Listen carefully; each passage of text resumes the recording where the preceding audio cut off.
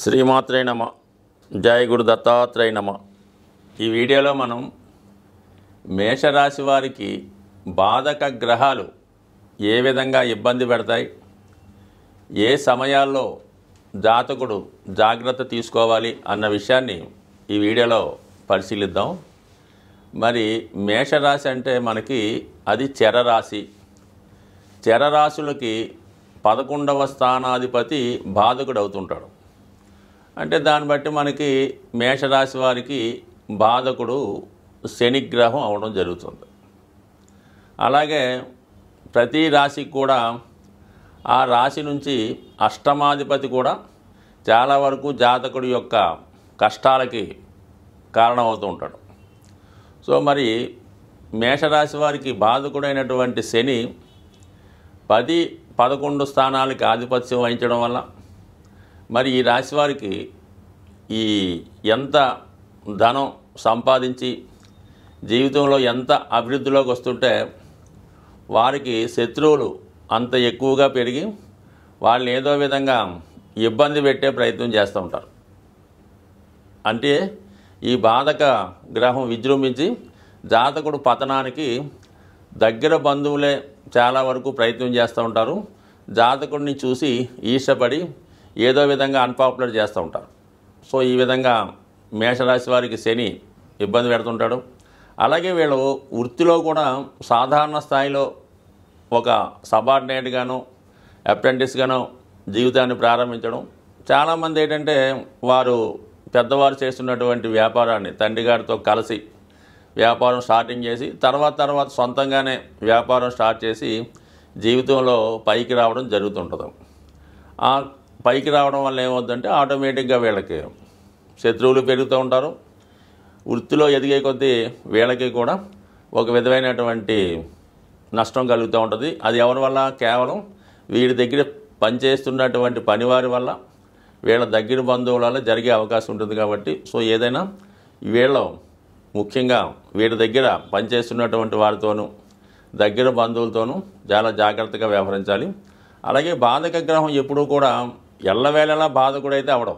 ఎప్పుడైతే జాతకుడికి bad time start అయిందో ఆ టైంలో బాధకుడు తన యొక్క ప్రభావాన్ని చూపడం జరుగుతుంది. అప్పటి వరకు జాతకుడికి ఆ దశను బట్టి బాధకుడితో కలిసి ఉన్నటువంటి గ్రహాలను బట్టి చాలా వరకు వృత్తిలో అభివృద్ధి అవ్వడమే జరుగుతూ ఉంటుంది. ఉదాహరణకి ఈ బాధక గ్రహం అయినటువంటి శని భగవానుడు మేషరాశి అధిపతి అయినటువంటి కుజగ్రహంతో కలిసినప్పుడు జాతకుడు ప్రారంభంలో ఎక్కువగా ఇంజనీరింగ్, టెక్నికల్ రంగాల్లోనూ రియల్ ఎస్టేట్ రంగంలోనూ బాగా రాణించగలిగి బాగా ఎదిగిన తర్వాత ఆల్ ఆఫ్ ది సడన్గా డౌన్ అవ్వడం జరుగుతుంటుంది. అలాగే వివాహ విషయంలో కూడా చాలా ఇబ్బందులు ఎదుర్కోవడం జరుగుతూ ఉంటుంది. అలాగే ఈ బాధక గ్రహం నుండి శుక్రుడు ధనాధిపతి అయినటువంటి శుక్రగ్రహంతో కలిసి ఉన్నప్పుడు ఏమవుతుందంటే సాధారణంగా ఇతనికి వివాహం తర్వాత కలిసి రావడం, అలాగే భార్య కూడా కొన్ని సందర్భాల్లో ఉద్యోగం చేయడం కానీ భార్య ద్వారా అదృష్టం కలిసి రావడం కానీ వస్తూ ఉంటుంది. చాలా సందర్భాల్లో భార్య ద్వారా అత్తమామల ద్వారా అభివృద్ధి రావడం, భార్య పేరుతో చేసే వ్యాపారాలు కలిసి రావడం జరుగుతుంది. కానీ ఆల్ ఆఫ్ ది సడన్గా ఏదో విధంగా మళ్ళా వైవాహిక జీవితంలో ఇబ్బందులు రావడం, దాని తర్వాత భార్యాభర్తల మధ్య ఎడబాటు, చికాకులు, చాలా వరకు విభేదాలకు కారణం కూడా అవుతూ ఉంటుంది. అంటే ఈ బాధగ్రహం పైకి తీసుకెళ్ళేంత వరకు ఫేవర్గా ఉన్నంత వరకు చాలా ఫేవర్ చేస్తుంటుంది. సడన్గా ఏమవుతుందంటే ఎప్పుడో జాతకుడు పైకి రాబోతులకి ఆటోమేటిక్గా ఏదో ఒక కారణాల వల్ల అదే ఏ సమయంలో ఎక్కడ ఎదిగాడో అక్కడే డౌన్ఫాల్ అవ్వడం జరుగుతుంటుంది. ఈ శుక్ర శనుల కాంబినేషన్ కూడా భార్య ద్వారా విశేషంగా కలిసి వస్తుంది. అదేవిధంగా జీవితంలో చికాకులు, ఎడబాట్లు, ఇబ్బందులు కూడా జరుగుతూ ఉంటుంది. సో అలాగే బుధగ్రహం వ్యాపార కారకుడైనటువంటి బుధుడితో శని భగవానుడు కలిసినప్పుడు జాతకుడు చాలా చిన్న స్థాయిగా కష్టపడి చిన్నగా రూపాయి సంపాదించి ఒకేసారి ఎవరికన్నా ఇవ్వడం వల్ల కానీ ఏదైనా రాంగ్ ఇన్వెస్ట్మెంట్ చేయడం వల్ల కానీ మోసపోతూ ఉంటాడు. తను సంపాదించిన ధనం ఎంత వస్తుంది, ఏ విధంగా ఖర్చు అవుతుంది అన్నటువంటి సరైనటువంటి క్యాలిక్యులేషన్ లేకపోవడం వల్ల కూడా జాతకుడు ఇబ్బంది పడుతుంటాడు. చాలా సందర్భాల్లో జాతకుడు ఎవరికి అప్పు ఇచ్చినా తిరిగి రాదు, అలాగే తను అప్పు తీసుకున్నా కూడా తిరిగి తీర్చలేకపోతుంటాడు. సో ఈ విధంగా మరి బుధుడు శనితో కలిసి ఉండడం వల్ల జాతకుడు తన అశ్రద్ధ వల్ల లెక్కలు సరిగ్గా చూసుకోకపోవడం వల్ల ఖచ్చితంగా జాతకుడు ఇబ్బంది పడుతుంటాడు, నష్టపోవడం కూడా జరుగుతుంటుంది, ఎక్కువగా మోసపోవడం కూడా జరుగుతూ ఉంటుంది. ఇదే బాధకుడు మరి మేషరాశి వారికి చతుర్థాధిపతిగా ఉన్నటువంటి చంద్రుడితో కలిసి ఉన్నప్పుడు జాతకుడు ఎక్కువగా ట్రాన్స్పోర్ట్ రంగంలో స్థిరపడుతుంటాడు, అలాగే గవర్నమెంట్ సర్వీస్ చేసే అవకాశం ఉంది. మళ్ళీ ఒక ప్రాంతం నుంచి ఒక ప్రాంతానికి ట్రాన్స్ఫర్ అవ్వడం కానీ, లేదంటే వ్యాపార రీత్యా 2-3 ప్రాంతాల్లో వ్యాపార వ్యవహారాలు చేస్తూ ఉంటాడు. కానీ అనుకోకుండా మరి ఏదో విధంగా ఏదో ఒక స్కామ్లోనో ఎవరు మోసానికి గురై నష్టపోవడం కూడా జరుగుతుంటుంది. ఆల్ ఆఫ్ ది సడన్గా వ్యాపారపరమైన నష్టాలు కూడా జరిగే అవకాశం ఉంటుంది అన్నమాట. అది కేవలం ఈ చంద్రుడు అలాగే శని కలిసి ఉండడం వల్ల. బాగా ఎక్కువగా ఉన్నటువంటి కాంబినేషన్ ఏంటంటే రవిగ్రహంతో శని కలిసినప్పుడు జాతకుడు సాధారణంగా వాళ్ళు తాతగారు కానీ తండ్రి గారు కానీ ఏ వృత్తిలో చేస్తూ ఉంటారో, రాజకీయం అయితే రాజకీయం, వైద్య వృత్తి అయితే వైద్య వృత్తి, అందులోనే చేస్తూ ఉంటారు. వారితో కలిసి వృత్తిని స్టార్ట్ చేసి అంచెలంచెలుగా వృత్తిలో ఎదగడం జరుగుతుంటుంది. అయితే ఈ 2 గ్రహాలు శని రవి ఎవరి జాతకంలోనూ కలిసి ఉంటే తండ్రి కొడుకుల్లో ఒకరికే బాగా అభివృద్ధి చెందడం జరుగుతుంటుంది. ఉంటే కొడుకన్నా బాగా సంపాదించి మంచి నేమ్ సంపాదించుకుంటాడు, లేదైతే తండ్రి గారన్నా బాగా సంపాదించి మంచి పేరు సంపాదించుకోవడం జరుగుతుంది. కానీ ఇద్దరికీ ఒకేసారి బాగోవడం అనేది సాధారణంగా జరగదు.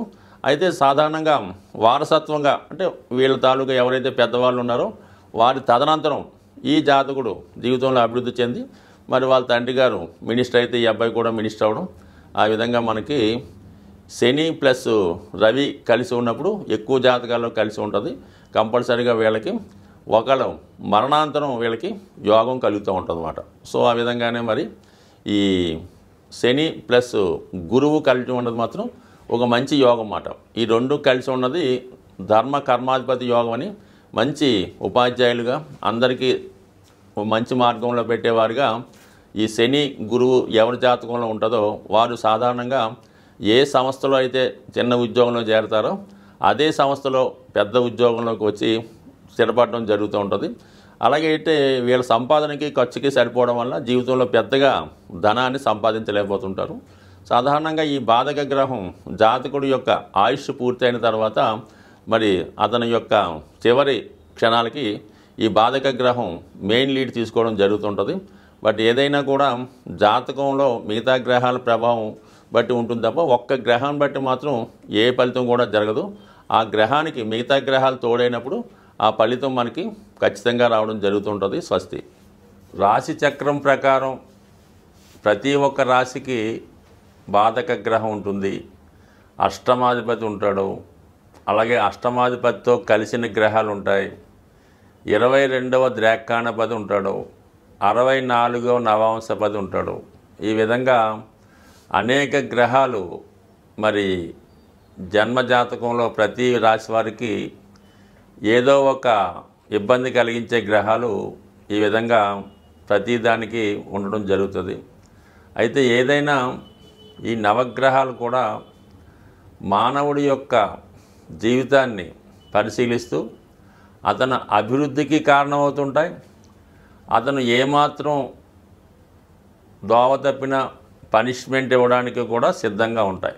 కేవలం శని భగవానుడు ఒక్కడే కష్టాలు కలిగిస్తాడని, గురుగ్రహం మాత్రమే జీవితంలో అదృష్టాన్ని ఇస్తుందన్నమాట కేవలం 100కి 100 పాళ్ళు రాంగు. మరి అన్ని గ్రహాలు సహకరిస్తేనే జీవితంలో ఆ జాతకుడు జీవితంలో పైకి రావడం జరుగుతుంది.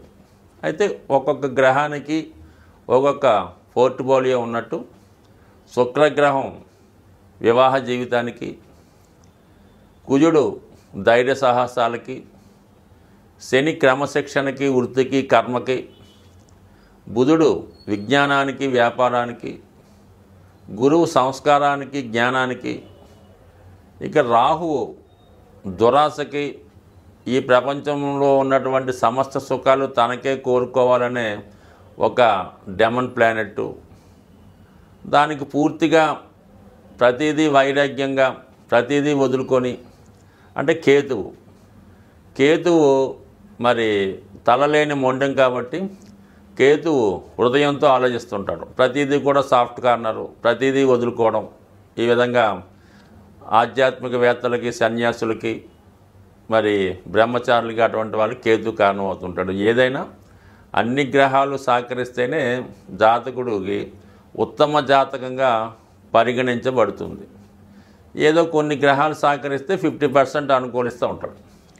కేవలం 1-2 గ్రహాలు అనుకూలిస్తే ఏదో జీవితం అలా సాఫీగా జరుగుతుంటుంది. బట్ ఏదైనా ప్రతి గ్రహాన్ని కూడా మరి గ్రహాలు కూడా దేవతల యొక్క స్వరూపాలు కాబట్టి అవి జప దానాల ద్వారా, పూజల ద్వారా, రత్నధారణ వల్ల ఖచ్చితంగా గ్రహాలు మనకి అనుకూలిస్తాయి.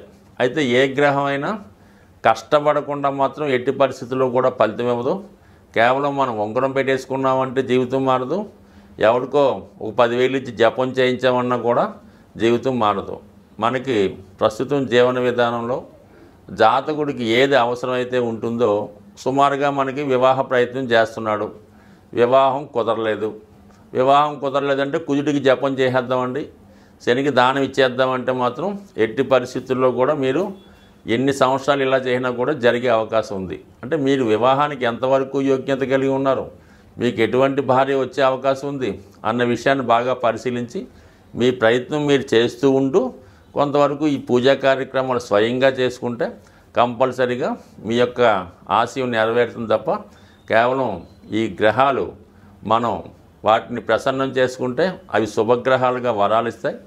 వాటిని నిర్లక్ష్యం చేసి వాటికి సంబంధించిన తప్పు కార్యక్రమాలు చేస్తుంటే అవి బాధకుడుగా మరి జాతకుడి యొక్క పతనానికి కారణమవుతుంటాయి. స్వస్తి.